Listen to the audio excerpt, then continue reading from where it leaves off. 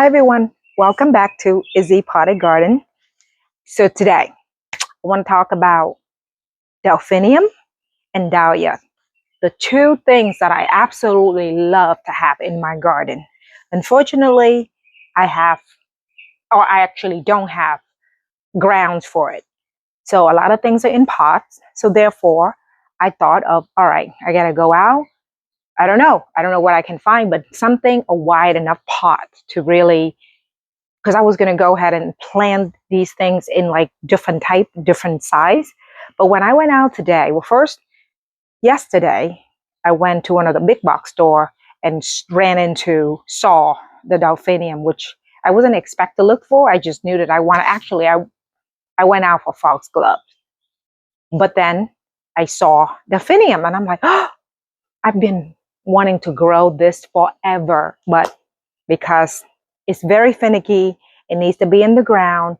I tested out last summer and it didn't make it. It actually got root dropped because it's just this little patch of dirt I have back here and it's crowded already. So I don't think that'll make it. So then again, I'm like, you know what? I'm going to try to find a pot big enough to plant it in. I bought one yesterday. It's this little really cool concrete pot over there. And then today I saw this. It is a really, it's about this wide and this thick. I don't know if you can see it. And that's what I'm going to do. I'm going to plant the delphinium in it. And I found two dahlias by Monrovia. Really pretty. See this right here? I have this purple theme going on, as you can see. So that's what I'm going to do. I'm going to plant it in that pot. Now, one of the things that I am pretty good at as far as, because I don't have a lot of ground to put my plants in, I have learned to mix potting soil, which I just did, very good potting soil, and cow manure. This, which I do not see a lot of videos on this, but I thought I'd share it with you guys. Incredible. I think I've done it 3 years in a row now. And the last couple of years, actually last year and this year, normally we travel to Europe for about a month. And so usually around toward the end of July into August, because we do sports and then we just go away and we come back and school start. But last year we didn't go. So of course I spent a lot of time gardening last year. But prior to that, I would mix manure to whatever enriched soil that I bought from the big box store. And it holds water, moisture, and also unbelievable growth. It is one of the best thing I've learned. And I've actually got it from one of the gentlemen that used to work at one of the big box store for years. I would go in and he's like, I'll tell you a secret. And that's what it is right here. It's so cheap, but it's so good, cow manure. And I'm sure you can use horse or whatever. But for me, this is usually, you can find that at Lowe's, or I think I saw some at Home Depot too. So I don't put too much in it. I've done it in the past where I mix too much in the container and it end up getting really soil. So this time around, I'm going to so I've already have my container mix in there. And so now I'm going to go ahead and add a little bit of manure and mix it up. Okay. So here we go.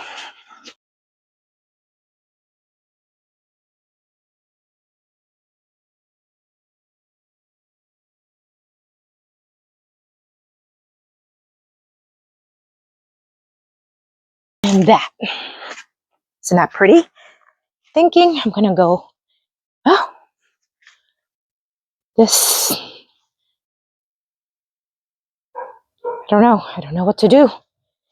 This to the middle. I know it's spread. So this is another reason why it's better off to be in the container. And I have two of these. I might just put it next to it. or maybe this further back, and that there. I think that's what I'm gonna do.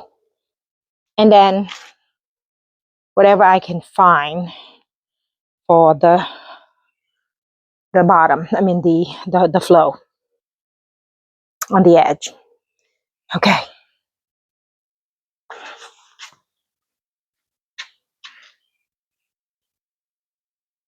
So there it is.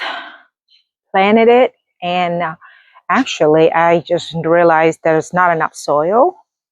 I have about 2.5 inch, which I think I'm gonna add some more, which I don't have any more now. So I'm gonna need to visit the store tomorrow and add more soil to this. But I think this will be really pretty and give it some space. Of course, I have some room over here, and I might just I don't know what I'm going to do, but I need to add another companion plant to this that'll pour over and it'll look pretty with it, because I don't want to overcrowd this, because I know these will get big, and I would love to have the delphinium to kind of spread. And so I think I'm going to give it some room. But I also want to show you, oh my goodness, how much I love this heirloom roses delish. Look at the size of this. My last video I recorded, which a lot of them just started out, but look at the size of this. Look at this, guys. I mean, it's big as bigger than my hand actually. So we've had rain the last night, and so it's droop. But oh, the smell! I'm gonna come out a little bit and just smell this. Oh, I highly recommend heirloom roses delish. And look at these. Let's see if I can show you guys that. The pretty pink. Oh my gosh, I just have this is another heirloom roses eating clamber. Oh my gosh. There it is. Yeah, I mean, things are just popping even more, which I'm kind of sad, because this weekend is Sunday's Mother's Day. And I was going to open my gate and kind of just put a sign out there and let the neighbors that walked by, because where I live, there's historic town, so there's a lot of traffic on Saturday and the weekend, and I was just going to do it on Saturday morning and let them come through here and kind of see this. I hope because of the rain, I hope the rain stops, because I'm so sad. I mean, these are just absolutely gorgeous.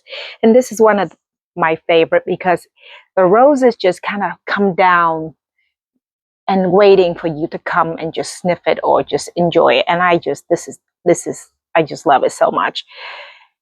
And the same thing with the America, because it's so large. But the nice thing about it, the petal stays pretty tight the whole rose, unless it's some strong wind, but it could snap. So I'm going to need to do something with this one here. So this strong stem, and just tie it against this obelisk to make sure that they don't break. The other are coming on. This is, I think, strawberry shortcake. I don't remember, but I think there's some type of disease with this one. I've had the same problem last year. I just absolutely love this color. I completely cut it down, all the way down, and planted it in the ground, and it came up, and the same thing. So I think I might have to pull this up, as much as I hate to do it, because it's nice and established.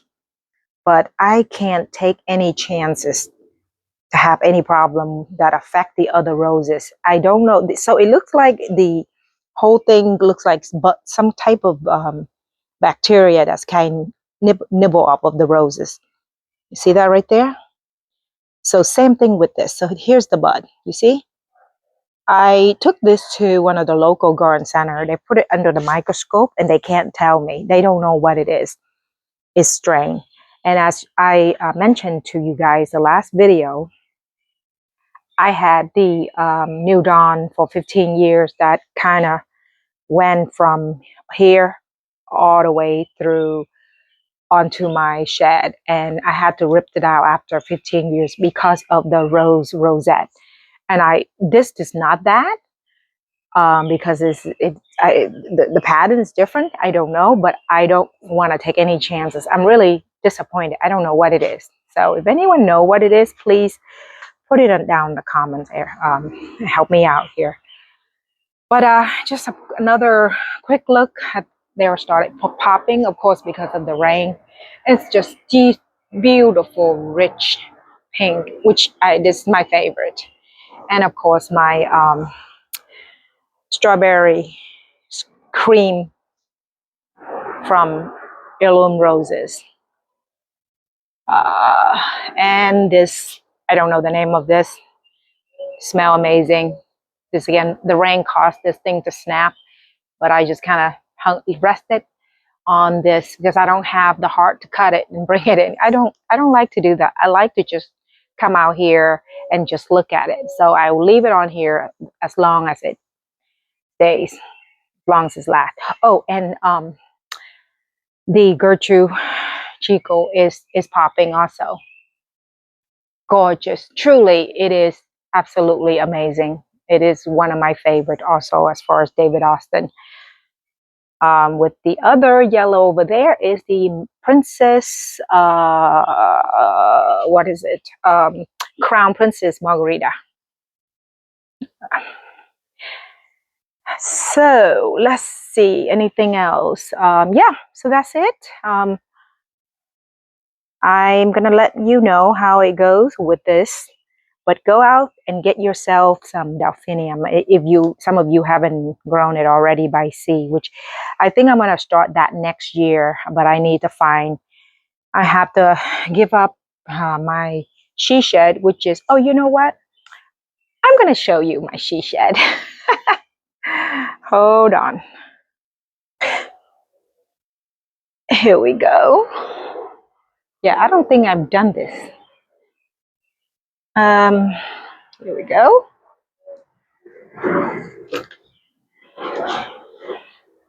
Yes, I did this. This was actually a built, just a regular shed that, you know, we purchased this house. When I saw this shed, I said, oh my gosh, I gotta have this for at the time we had a lot of tools. But then 2020 happened, and I have two middle schooler at the time. So I thought, what do I need to do? I need to get them out of the house. But of course, we couldn't do anything. We couldn't go anywhere.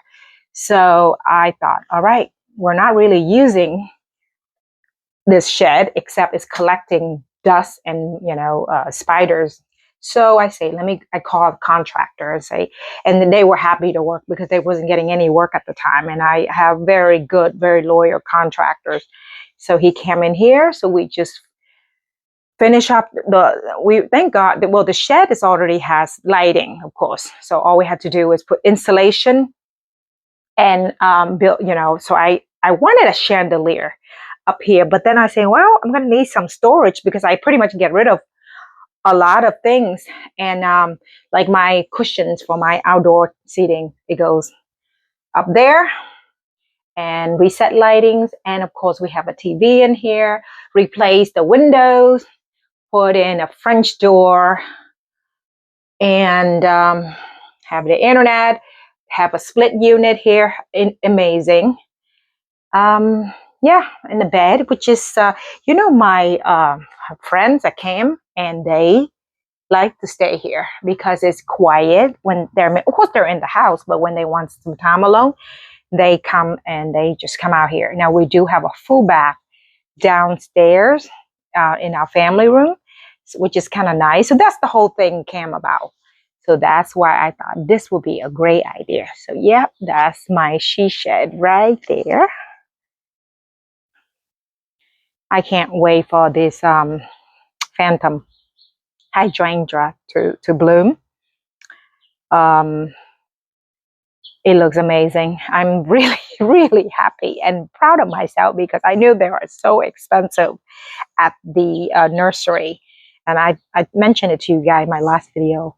I paid $35 each for this at the end of the season last year. So, and also another, this, the Eclipse hydrangea, which is about to pop with the red, is pretty. I have to kind of move it around for now because, of course, we haven't really have any hot water and weather yet. We're getting more of like this past week. It's kind of like reverse back to spring, which is how it should be. It's kind of like 70 something and cool 60 at night, which I do love, which my plants loves because it gives it some time to really root and bloom. Because for some, prior to last week, we've had some like 80 something high, which is ridiculous. So everything is happy. Oh, and the clematis that I've had for years in this pot is popping also, which is really pretty. Let me zoom it in. Yes, and this is type 2, I believe. I would, as soon as it's done blooming, I'll just bring it all the way down to the about maybe 5 or 6 inches, just down to the stem there, and it'll flush right back up for a second round, and it will bloom literally till November if we have mild. Yeah, for this area, I will have it will bloom until November. It's pretty amazing. And yeah, my white Eden only gave me one flower, and there's another one behind. But I don't know. Maybe I'm just impatient with this. So, but it's so pretty. I don't want to move this. I might just leave it as here and probably go out and purchase another. Go online and purchase another one and just wait and give it some time and put it somewhere else because I love it so much. Oh, I also want to show you guys my grapes. It's in my alley, in the front of my house.